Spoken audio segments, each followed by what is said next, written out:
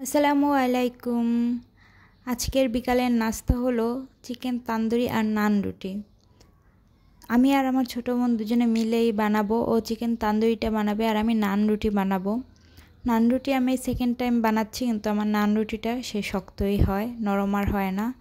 কিন্তু ভাজার সময় নরম হয়, অনেকটা সফট, কিন্তু এরপর শক্ত হয়ে যায়। তাই আমি বারবার চেষ্টা করে যাব, একদিন না একদিন তো ঠিকই হবে। তো ফার্স্টে আমার বোন চিকেনটা রেডি করে নিচ্ছে, ম্যারিনেট করে রাখছে 2-3 ঘন্টা। তার একটা শর্ট ভিডিও নিচ্ছি আমি। আর পাশাপাশি আমি নান রুটিটা বিকালে বানাবো। আমার সাথে যারাই আছে তবে সবাই তারা তাদের লাইফ নিয়ে ব্যস্ত হয়ে পড়েছে, কিন্তু আমি একমাত্র আইজেরিয়া মানুষ, কাজ নাই। ন্যাশনাল ভার্সিটিতে পড়ি, তো পরীক্ষার আগে যেটুকু পড়ার পড়ি, কিন্তু ভাবতেছি ইদানিং একটু পড়তে হবে, কারণ ন্যাশনাল ভার্সিটিও এখন একটু কড়াকড়ি হয়ে গেছে দেখলাম। তো টুকটাক পড়ালেখা করা দরকার। যাক, এখন খাবার দাবারের মধ্যে পড়ালেখার কথা নাই বলি, কারণ খাবার তৈরি করার সময় তো আর পড়ালেখার কথা মাথায় রাখলে চলবে না, তাহলে খাবারের স্বাদই নষ্ট হয়ে যাবে, বা খাওয়ার স্বাদ।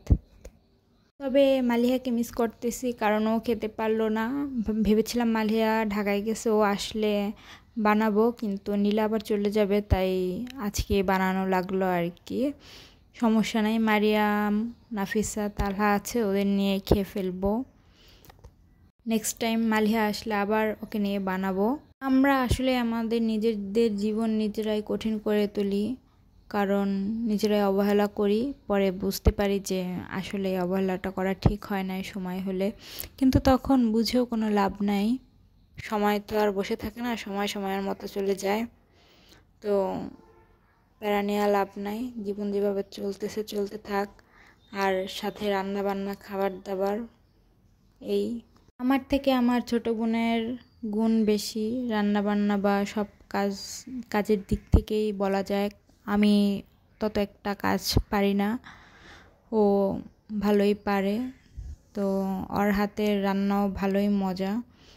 আজকের রান্না প্রায় শেষ হয়ে এসেছে, নান রুটিও ভাজা শেষ। এবার মারিয়াম, নাফিস ওদেরকে আমি ডেকে নিয়ে আসবো, ওদের নিয়ে তারপরে আর কি খাবো।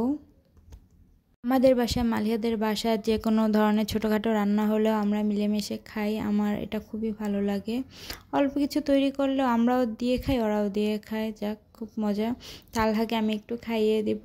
ওর ফেজের রিয়াকশন দেখে মনে হচ্ছে ও খুব রাগ হয়েছে।